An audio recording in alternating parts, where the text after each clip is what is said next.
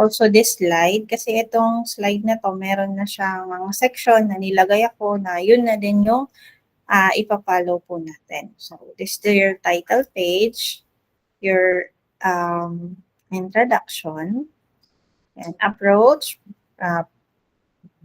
examine 3 major threats, detection, mitigation, and privacy effort. Ito yung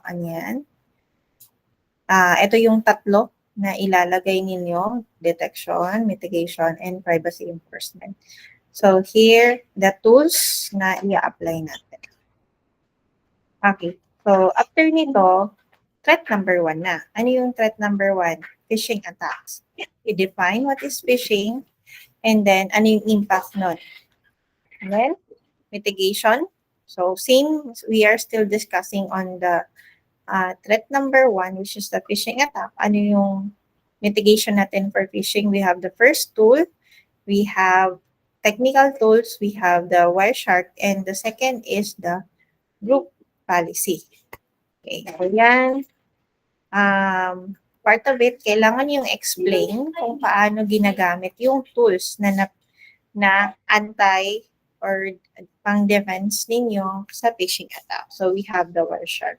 So definition, paano ginagamit yung Wireshark, i-open yung Kali, nag-navigate, ano yung itatype nyo dun sa, the sudo, and then root access, select the network interface, apply capture filters. Ito na kung paano nyo i-apply yung, monitor. Kasi di ba dito phishing ang gusto niyang gawin. So, filter focus on suspicious traffic. So, para yan, titingnan niya yung mga suspicious traffic.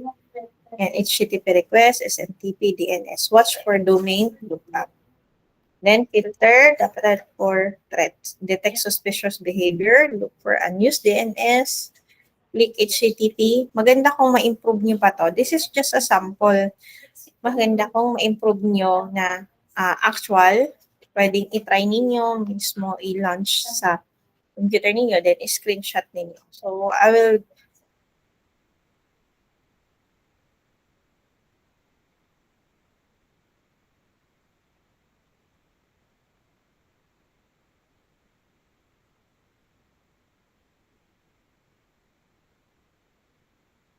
mandatory email attachment and links from unknown sender must be open. Macros are disabled by default in all Office apps to prevent embedded malware. So, yeah. And then, after nun, meron ng policy, go now to threat number 2, ransomware. So, yung, dito, yung technology is Club AB and then another policy.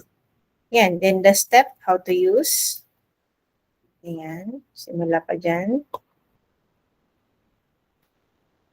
And then best practices, kasama pa rin ito sa Club AB.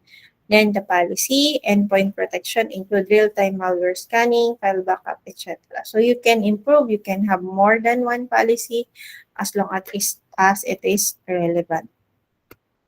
And then, after nun, mitigation. Threat number 3, weak password.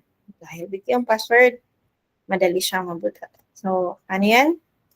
Using John the Ripper to test the password strength, and then group policy on weak password. So, i-define nyo si Jack the Ripper, paano siya ginagamit, paano ito nakakatulong para ma-identify yung mga weak password. Yan, paano yung iti-test kung yung mga ginagamit na password within organization is, have a strong password. Yan. Paano gamitin?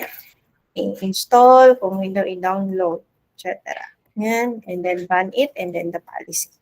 Then the conclusion, list down the, the threats, the tools, and enforce. Okay po, yan po yung sa final project po ninyo. May tanong po ba?